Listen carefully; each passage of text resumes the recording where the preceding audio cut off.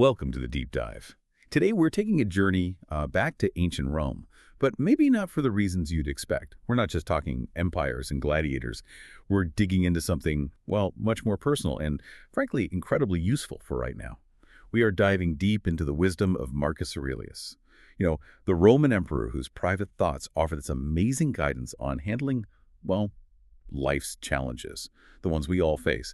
Our goal here is to pull out the really key insights from Marcus Aurelius' wisdom for overcoming life's challenges. It draws heavily on his journal, meditations, plus some key quotes and explanations of his philosophy. We want to give you, our listener, a shortcut, a way to get informed and maybe feel a bit more equipped. Exactly. And this isn't just like a history lesson. It's really practical stuff for today. We're looking at how his Stoic philosophy gives us actual tools, not just to, get through tough times, but to actually turn adversity into growth.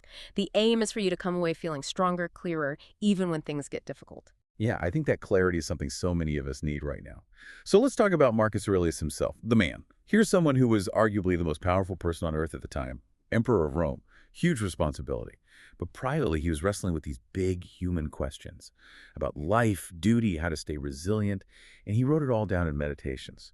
So why do you think this book, his personal diary basically, why does it still offer such powerful advice for overcoming challenges today? Well, what makes meditation so potent is exactly that it was personal. It wasn't meant for us. He wasn't writing a philosophical textbook. He was writing to himself. It was self-coaching, really, reminding himself of Stoic ideas, processing the absolute chaos around him, plagues, wars, betrayals, ruling an empire. It makes it incredibly raw and very relatable. You get direct access to his mind, his strategies for keeping calm, for practicing virtues. And by virtue, you mean like being a good person. Essentially, yes. For the Stoics, it meant human excellence, wisdom, courage, justice, self-control, amidst all that external pressure. It really drives home the point that real strength, the kind that gets you through anything, it doesn't come from outside power or status, it comes from within. It's like the original self-help book, but, written by an emperor. Okay, so if it's that personal, maybe the best way in is through his own words. Some of those core quotes that really hit home on this theme of strength, this one always gets me. You have power over your mind, not outside events. Realize this, and you will find strength. I mean, we feel so often like we're just reacting to stuff happening to us. How does he suggest we actually find strength there? This quote, it's like the key that unlocks a central Stoic idea. The dichotomy of control. Think about being stuck in traffic. You can't control the cars ahead of you, right? Right. Infuriatingly so. Exactly. But you can control your reaction, your judgment about the traffic. Are you going to let it ruin your mood? Or can you see it as, I don't know, just an inconvenience, maybe even a chance to practice patience? That's the shift. Focusing only on what's truly yours, your thoughts, your judgments, your responses, and letting go of the rest. It's not easy, it's a constant practice, but that's where the strength comes from. It's the starting point for handling pretty much any challenge. And that leads right into another one. The happiness of your life depends upon the quality of your thoughts. Which, again, sounds simple. Maybe like, just think positive. But it feels much deeper, doesn't it? Oh, much deeper. It's definitely not about fake positivity or ignoring real problems. Not at all.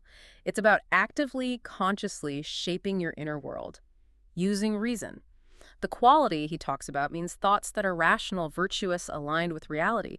When you cultivate thoughts free from, say, irrational fears or blowing things out of proportion or feeling sorry for yourself, you naturally build a more stable, resilient mindset. It helps you see challenges for what they are, not what your anxieties tell you they are.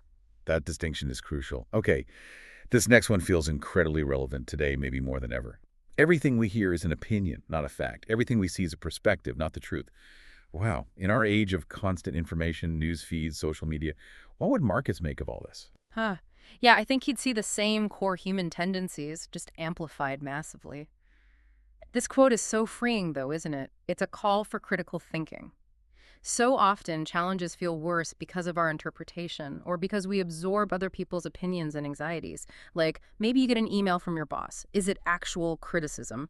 Or just a request? Your interpretation colors everything. Right, we jump to conclusions. Exactly. So by trying to separate objective fact from subjective opinion, by remembering that your view is just one perspective, you get a clearer picture of the actual situation. You strip away some of that emotional weight, the baggage, and you can respond more rationally. These ideas are, well, they're powerful. But I know what listeners might be thinking, okay, great ideas, but what do I actually do? Mm. Does Marcus give us more of a practical playbook for dealing with everyday stuff? He absolutely does. It's not just abstract philosophy. These principles weave together into a really practical approach for building that inner strength. Think of it as a framework. Okay, let's break down that framework. What's the first step? The first principle, and it really underpins everything, is control your perspective. It's that dichotomy of control again, but put into action. Okay, focusing on our internal response. But how? When you're actually in it, when emotions are running high. His advice is very direct. He basically says that suffering isn't caused by the thing itself, but by your judgment or estimate of it. And crucially, you have the power to change that estimate, he wrote.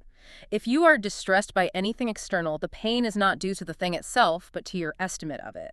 And this you have the power to revoke at any moment. Revoke your estimate. Yeah. Think about maybe giving a presentation. The external thing is speaking. The potential pain comes from your estimate. I'll mess up. People will judge me, Marcus would say. Wow. Focus on the fact you need to speak. Revoke the negative judgment. That judgment is an opinion, not a fact. It's about actively choosing a different internal narrative. It takes practice, but it's incredibly empowering. It really makes you think how much anxiety we could just let go of if we consistently practice that. Yeah. Realizing the story we tell ourselves about the event is often the main source of pain. Precisely. And that control over perspective naturally flows into the second principle. Turn obstacles into opportunities. You might know it better today as the obstacle is the way. Right, that's become a popular idea. But our first instinct is usually to hate obstacles, complain about them, wish they weren't there. How does Marcus suggest we flip that script? This is where Stoicism gets really practical and, honestly, quite motivating. He argues obstacles aren't just things to get through. They are the actual fuel for growth. They're opportunities to practice virtue. Every single barrier forces you to dig deep and exercise something. Maybe it's creativity to find another way, or patience, or sheer endurance. So the obstacle itself helps you become better, stronger. He put it so well. The impediment to action advances action. What stands in the way becomes the way. I had this experience recently, actually. A project hit a major snag, like a total roadblock. My first thought was just frustration. But then, okay, stepping back. The blockage forced our team to find a completely different, much more innovative solution, one we never would have considered otherwise. That's a perfect example. The block became the path to something better. It forced ingenuity. And that leads right into the third principle. Focus on action and virtue. Living, as the Stoics said, in accordance with nature, meaning our rational nature. Okay, so we've adjusted our perspective. We're looking for the opportunity and the obstacle. What's the next move? What action do we take? The focus shifts to, what does this situation require of me? What virtue does it call for right now? Instead of getting lost in complaining or wishing things were different, you ask, do I need courage here? Do I need to be fair and just? Do I need self-control? Challenges become tests, opportunities to demonstrate your character. There's this quote, it sounds a bit stark at first. Think of yourself as dead. You have lived your life. Now take what's left and live it properly. Wow, okay. That's intense. It is, but it's not meant to be morbid. It's about urgency. It's a call to stop wasting time and act virtuously now. Don't put off being the person you want to be. Use this challenge, this moment, to live according to your highest values. Make the most of the time you have. That really cuts through procrastination, doesn't it? Use the time, act rightly. Okay, and the fourth principle, embrace and accept fate. Amor? More fati. This one sounds Yeah. hard, like giving up. How do you accept fate but still try to make things better? Yeah, that's a common point of confusion. Amor fati, love of fate, isn't passive resignation. It's not about liking terrible things happen. It's about accepting what has happened or what is happening as reality, as part of the unrolling scroll of events. Fighting reality, wishing the past was different, it's wasted energy, it just causes more suffering. Like banging your head against a wall. Exactly. By accepting this is the situation now, you free up all that energy you were using for resistance and denial. Then you can use that energy constructively to deal with the situation as it is. Think of a sailor again. They don't curse the storm, they accept it's there and focus on steering the ship through it. Marcus put it like this. Accept the things to which fate binds you and love the people with whom fate brings you together, but do so with all your heart. See how it blends acceptance of what is with active, wholehearted engagement in life and relationships? It's about embracing your whole story, challenges and all. Okay, let me quickly recap those four principles. Control your perspective. Turn obstacles into opportunities. Focus on action and virtue. And embrace fate, amor fati. That's Mm. quite a toolkit. Yeah. As we sort of wrap this up, there are a couple more quotes that just seem to nail his whole message, like Hmm. this one. Waste no more time arguing about what a good man should be one. Simple, direct, powerful, action over talk. Hmm. Cuts right to it. And in a world where it's easy to get caught up in negativity or conflict, the best revenge is to be unlike him who performed the injury. Mm. That pulls you right back to your own character, doesn't it? Focus Yeah. on your own virtue, not reacting in kind. Absolutely. It's about maintaining your own inner integrity regardless of external provocation. And maybe just a grounding thought for every day. When you arise in the morning, think of what a precious privilege it is to be alive, to breathe, to think, to enjoy, to love.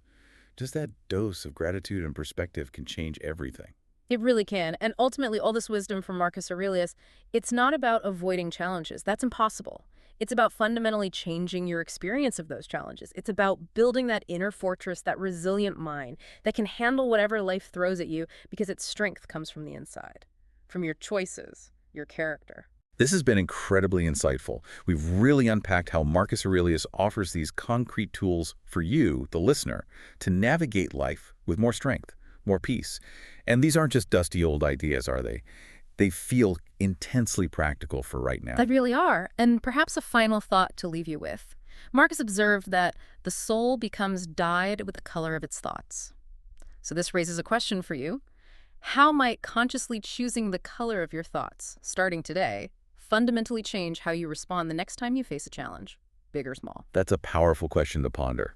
Thank you for joining us on this deep dive into the wisdom of Marcus Aurelius. We hope these ideas resonate and maybe offer some new ways to approach whatever challenges come your way.